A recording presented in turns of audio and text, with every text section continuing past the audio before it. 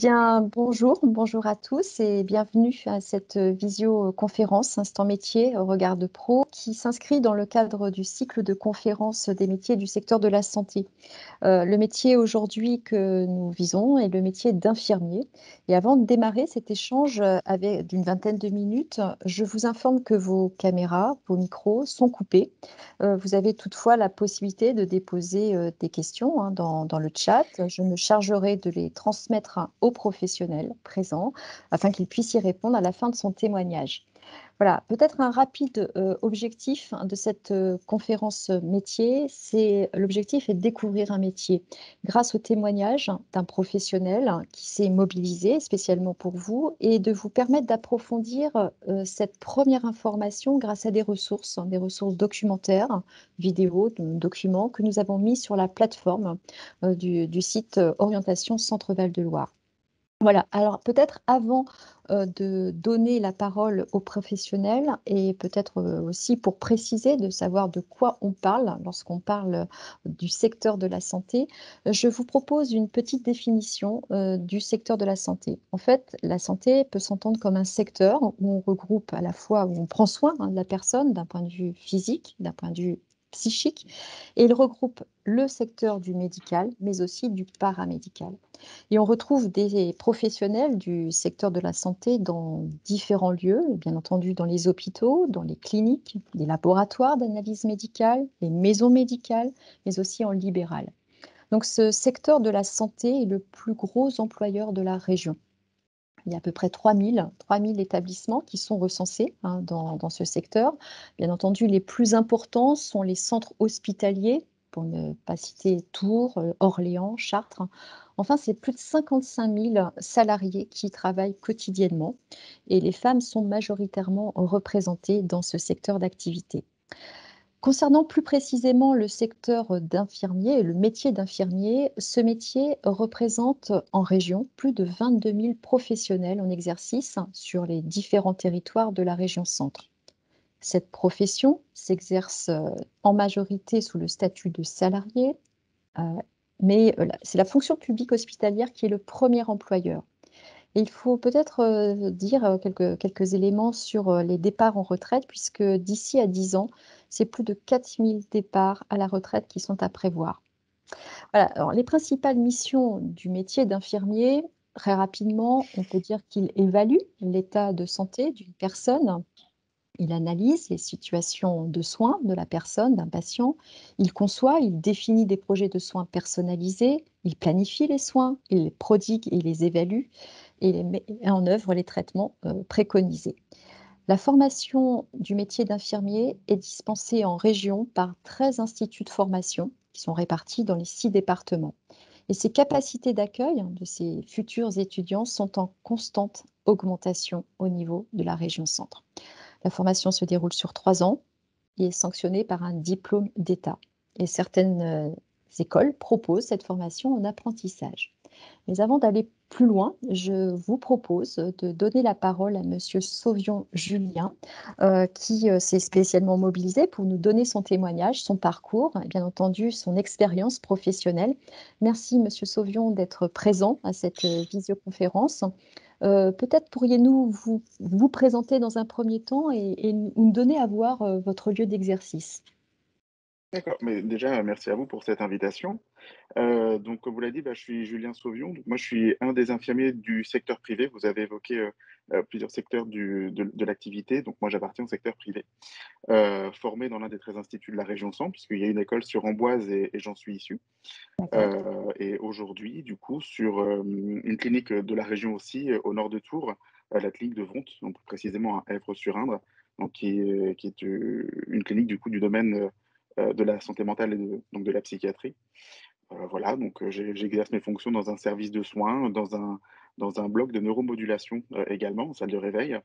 Voilà, donc un établissement, intéressant aussi par son biais de formation, mais je pense que vous l'avez évoqué, vous l'évoquerez un peu plus tard, sur, la formation également des étudiants, parce que ça fait partie des lieux de stage sur lesquels les étudiants ont l'occasion de pouvoir se former, D'accord, heu, pour l'obtention de leur diplôme, que ce soit diplôme d'infirmier, mais également diplôme, d'aide-soignant. d'accord, très bien. Comment vous en êtes arrivé, vous, particulièrement à l'exercice de ce métier? J'imagine que c'est un métier qui demande une certaine vocation, comme on dit. Comment vous avez construit cette idée d'exercer ce métier? Alors j'ai pas eu la chance d'avoir un parcours, très linéaire, pour exercer ce métier. Alors la vocation, on l'a. Après, malheureusement, quelquefois, on se heurte à quelques murs, hein, qu'il faut, bah, lever avec, l'expérience, l'âge, l'entourage, les conseils qu'on peut trouver aussi sur notre route. Alors initialement, moi, j'ai fait un bac littéraire. Et D'accord, en tout cas à mon époque, je ne sais pas comment ça se passe aujourd'hui, on rencontrait la conseillère d'orientation. Et il s'avère qu'avec un bac littéraire et des notes qui étaient un peu faibles sur le domaine scientifique, on m'a plutôt orienté vers d'autres métiers d'infirmier qui étaient jugés un petit peu trop scientifiques par ses études. Donc j'ai d'abord fait un biais, au niveau, de l'université. J'ai fait une licence en histoire-géographie et puis, bah, c'était pas forcément ce que je voulais puisqu'à la base je voulais être infirmier, pas forcément dans ces métiers-là.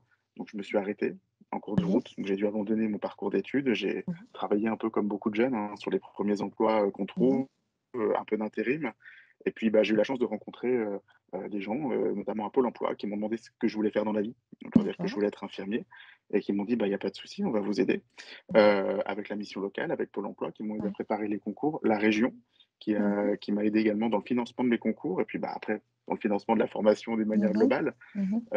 ce qui m'a permis finalement aussi de mettre en place un stage d'observation pour, bien valider que c'était, le Bien choix sûr. professionnel que Mmh. que je voulais faire, rencontrer des professionnels qui étaient formidables sur le terrain et finalement valider que c'était, dans ce Ce secteur-là que je choix-là. voulais me Mmh. me diriger. Bah, après repartir pour 3 années d'études et Est-ce valider du coup le Bien sûr. résultat par un diplôme.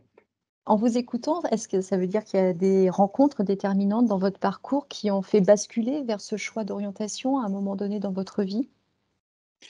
Je pense que quand on a des hésitations, quand on a eu un parcours, scolaire déjà un petit peu à la base, qu'on a abandonné pour reprendre ensuite, vous connaissez l'expression, un chat échaudé, craint l'eau Mmh. froide, donc Mmh. on n'ose plus trop forcément se lancer en se disant que ça peut quand même aboutir sur un échec puisqu'on l'a déjà vécu et qu'il y a quelques personnes effectivement que vous croisez sur votre route et qui vous redonnent un petit peu confiance, qui vous remotivent Mmh. et qui vous permettent de vous relancer, et de pas Dans passer à côté d'un choix de vie, qui aurait pu, qui est important finalement pour vous. Bien sûr, très bien. Si vous deviez donner une définition finalement de votre métier, très très rapidement, ou si vous deviez donner 3 mots qui pourraient caractériser, votre fonction, quels seraient ces mots?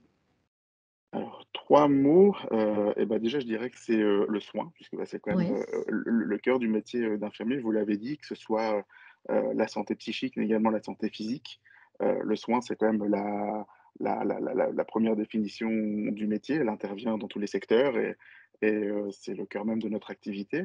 Mais je dirais également qu'il y a aussi le respect qui est, Oui. qu'il faut prendre en compte puisque, bah, la matière première, Mmh. de l'infirmier, de l'infirmière, ça va être l'humain. Et l'humain dans des moments particuliers de leur vie, parfois, dans des moments de faiblesse, parfois dans des moments de grande détresse et parce qu'on est quand même amené parfois à rentrer aussi dans l'intimité de personnes qui ne vous connaissent pas, que vous ne connaissez pas. Je pense qu'il faut être capable de faire preuve d'un grand respect et c'est je pense, une qualité qui se travaille aussi avec l'expérience et le temps. Voilà, c'est quelque chose qui me Oui, semble en oui, tout cas important pour, j'imagine. qualifier le métier. Puis je dirais également la polyvalence parce que finalement, on est infirmier dans tous les domaines, dans tous les secteurs, Mmh. que ça soit le domaine de l'entreprise en étant, infirmier du travail, que ça soit en libéral, que ce soit en maison de retraite, que ce soit, en clinique ou en structure, hospitalière. Il y a aussi une diversité de services au sein d'un même établissement, voilà, qui fait que, la polyvalence, il faut qu'on soit en mesure de s'adapter systématiquement. Alors ça s'apprend, ça se travaille. Il y a toujours une base qui est commune, donc ce qui fait que c'est quelque chose qui peut être rassurant. Puis après, il y a toutes les petites spécificités qui permettent aussi, à un moment donné, aux professionnels d'avoir la sensation de changer de métier quand ils changent Mmh. de Mmh. service Des services. et qui évite, du coup, une certaine, lassitude, Bien sûr. quelquefois. Justement, vous évoquez la différentes, expériences professionnelles au sein de votre métier avec, différents services. Pourriez Mmh, nous donner un peu, voilà, votre itinéraire? Quels sont les services que vous avez, vécus, mmh, partagés? d'accord. J'ai commencé du coup par les urgences puisqu'il se trouve que Mmh. c'était le dernier stage que j'avais effectué sur les D'accord. études et bon, bah, Mmh. j'ai commencé par là. Les D'accord. urgences, donc quelque chose qui était assez technique. Après je suis parti sur, un service de diététique et diabétologie sur Blois, à côté de la polyclinique à Terraet, donc en région. où là, je me suis retrouvé plutôt sur une activité qui était plus, du relationnel, de la prise en D'accord. charge, oui, relationnelle, finalement auprès des patients. Donc, un autre aspect du métier aussi qui est très important. Je suis parti après sur des services de soins de suite, sur des services de médecine, donc là avec, des pathologies qui étaient un petit peu plus aiguës, on va dire. Et je suis ensuite parti, sur, un petit peu de bloc, du coup, comme je vous l'avais évoqué et de la psychiatrie parce que je voulais voir, finalement quelque chose qui était, différent de ce que je faisais, autrefois. Mmh. Donc, voilà, chaque Ouais, service, changement de effectivement. métier. Mmh. Donc il y a une diversité de missions finalement dans cette mission première qui est le soin, voilà, une diversité de missions, différents services et ça donne une variété finalement, pour celui qui s'intéresse à ce métier. On peut se dire que ça peut être très différent en fonction du lieu d'exercice. Oui, il y a même un secteur que je ne vous ai pas évoqué parce que, bah, moi je sens que c'est un domaine qui me plaît, mais qui me fait, à moi, à titre personnel, assez peur, c'est la pédiatrie et même la néonatalité et il y a quand même beaucoup d'infirmières qui se dirigent sur ces secteurs-là, donc je l'évoque peu parce que je le connais très peu, Ouais, mais il y a aussi ce secteur, on travaille qu'avec 2 enfants, des jeunes enfants ou même des nourrissons. ouais, Voilà, il y a des gens qui ont une appétence ouais. pour ce secteur-là et ça en fait partie. Il y a pas que D'accord. la personne âgée, il y a aussi les très jeunes enfants. Qu'est-ce qui vous plaît le plus dans votre métier?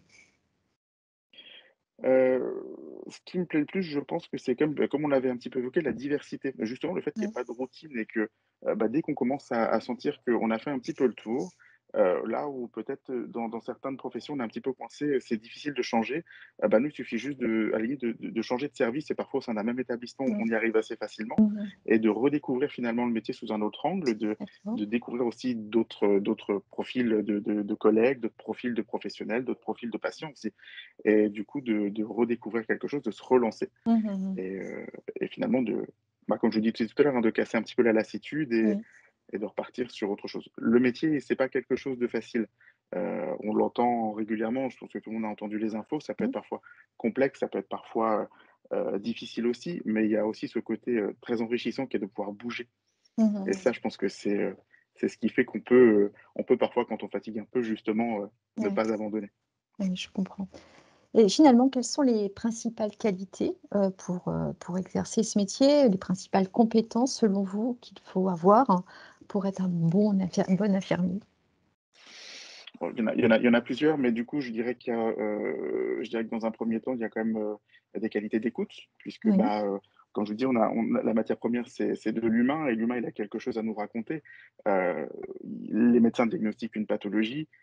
Nous, notre boulot, c'est de faire les soins qui y sont associés, les soins qui auront été prescrits, mais c'est aussi d'écouter ce que la personne a à nous raconter, Mmh de mh. sa pathologie, ce qu'elle en a compris et ce qu'elle peut nous en dire. Ça va être également des qualités d'organisation puisque, bah, Mmh. l'humain faisant, tous les Mmh. jours, c'est différent. Tous les jours, il faut s'adapter à des problématiques diverses et variées, des problématiques, institutionnelles, des problématiques, en lien avec, le patient, en lien avec, l'entourage du patient et du coup, il faut, je pense, avoir une bonne qualité d'organisation pour pouvoir, Mmh. finalement, anticiper un petit peu, Ouais, j'imagine. éviter finalement voilà, d'être coincé à un moment donné Mmh dans sa mh. journée de travail. Mmh. Je dirais qu'il faut également, faire preuve de patience parce que, bah, parfois, c'est compliqué. Je vous ai parlé un petit peu des urgences tout à l'heure. On est quand même confronté régulièrement parfois à l'agressivité de certains patients. Ouais. Il faut aussi les comprendre, ils attendent, ils souffrent et si on ne fait pas preuve de patience, on peut vite faire dégénérer parfois des situations. On peut également, j'aurais pu vous dire également, bah, comme je vous disais tout à l'heure, qu'il faut être polyvalent parce que vous êtes amené de toute façon à vous déplacer, sur différents secteurs, même si c'est pas votre lieu d'exercice habituel. Parfois, on peut vous demander d'intervenir, à d'autres endroits. On l'a vu là récemment avec le Covid, où on a des collègues qui ont été réquisitionnés sur, des départements d'outre-mer ou carrément dans des services, voilà, Ouais. de Covid ou de réanimation dans lesquels ils étaient pas forcément formés. Donc ça leur fait, ceci étant dit, une expérience supplémentaire qui reste Mmh. intéressante, mais il faut être capable d'être polyvalent Ouais pour et pouvoir s'adapter exercer. rapidement à des contextes et des situations, très diversifiées.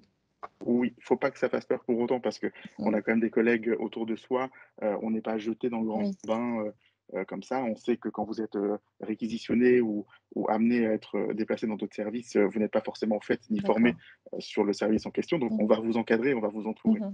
Ça, Ouais, je c'est aussi comprends. une force du métier, c'est qu'on peut faire corps ensemble. D'accord.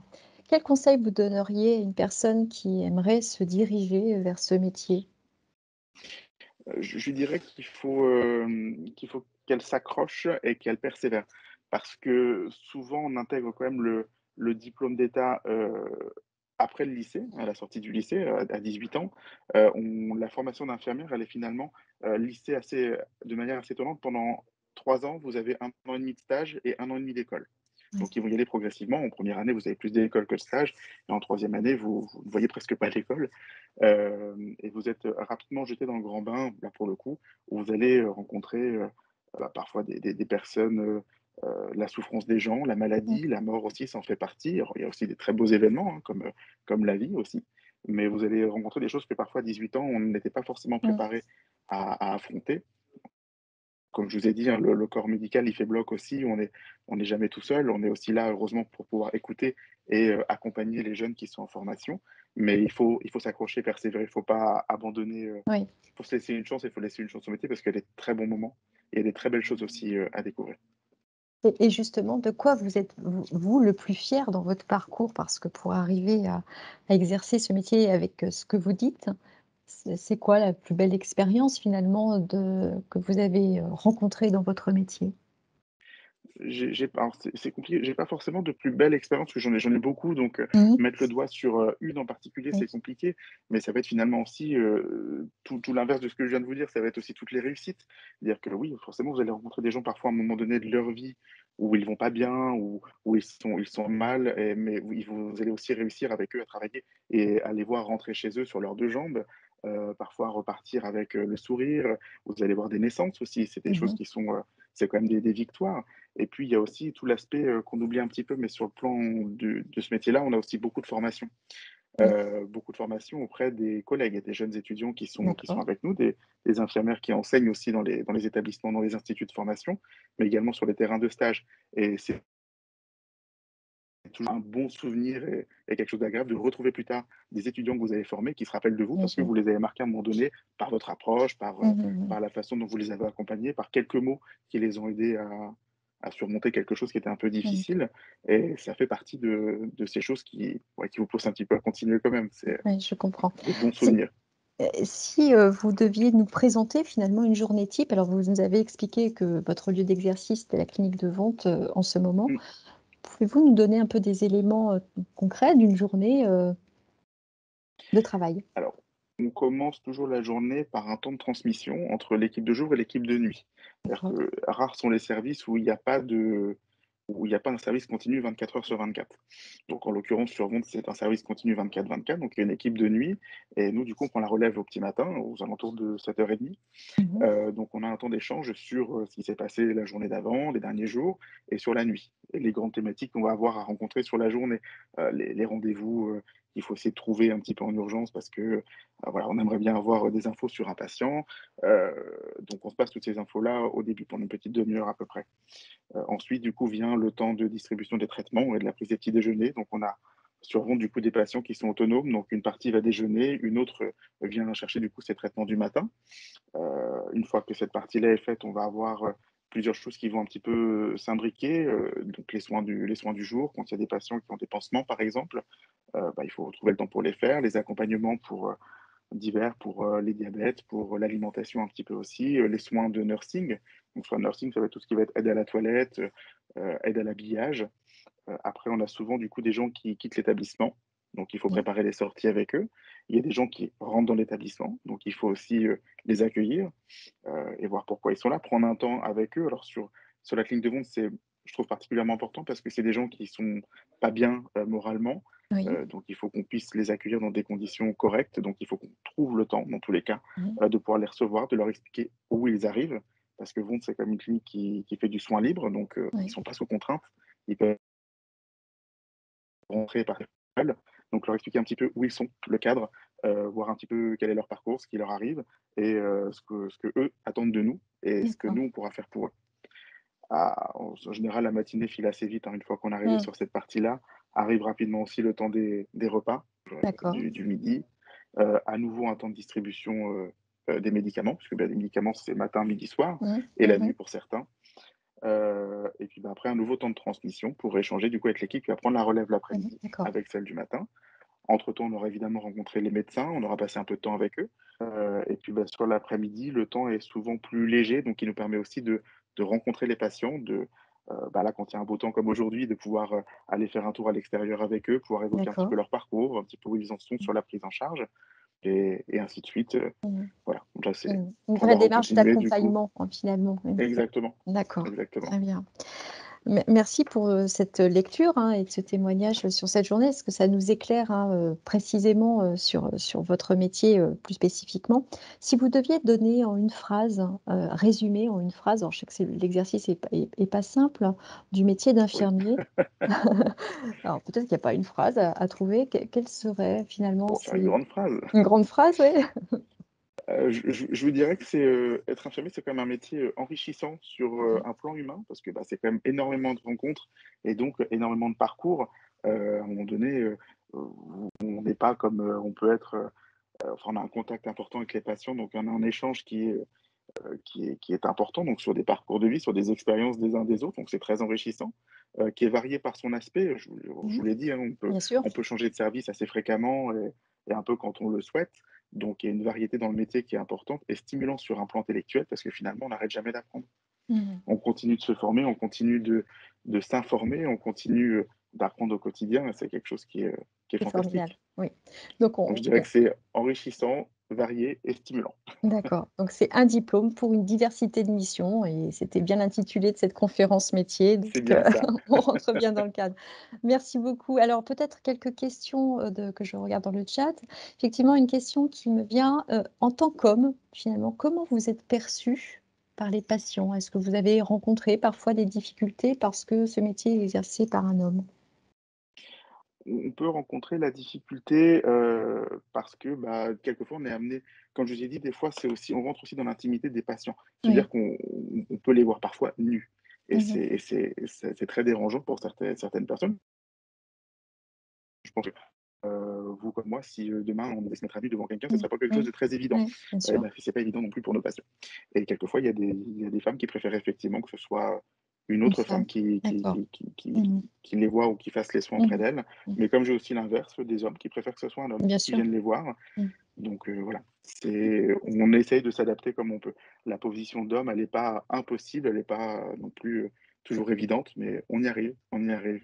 D'accord, et une autre question, est-ce difficile finalement quand on peut aussi avoir nos propres préoccupations personnelles pour écouter l'autre, le patient qui lui aussi a ses préoccupations de problématiques de santé?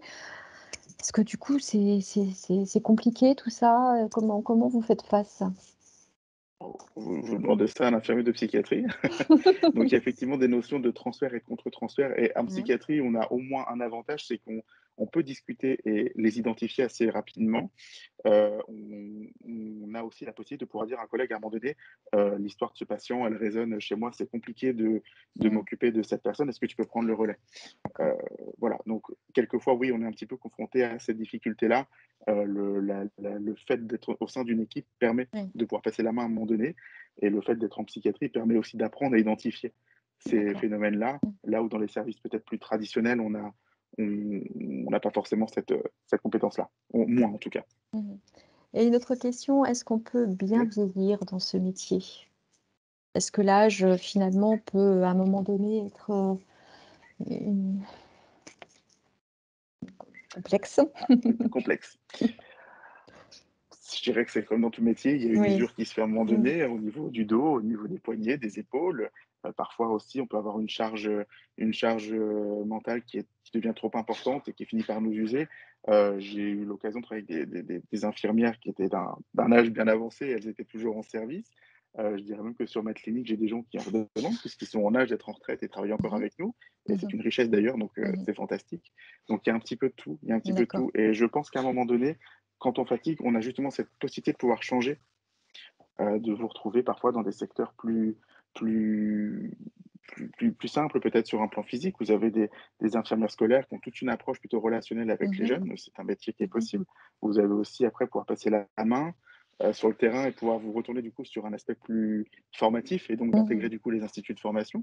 Donc voilà, je Oui. pense qu'on peut En bien vieillir, il faut juste aussi savoir s'écouter et savoir dire à un moment que voilà, il faut s'arrêter. Ou peut-être changer Mmh. aussi de voie. En tout cas, une grande diversité de missions, ça on l'a bien compris, hein, Oui, dans ce métier. Un grand merci à vous, hein, pour, merci à la vous. qualité, hein, de votre présentation et puis pour, tout ce que vous nous avez donné à voir, hein, de votre métier. Je vous rappelle que cette, visioconférence peut se revoir en replay sur le site Orientation Région Centre. Voilà, un grand merci aussi aux participants pour, leur écoute et puis pour la pertinence de leurs questions. Voilà, il me laisse à vous remercier encore une fois et vous dire au revoir. À bientôt, Avec monsieur plaisir. Sauvé. Merci à vous. Au revoir. À bientôt. Au revoir.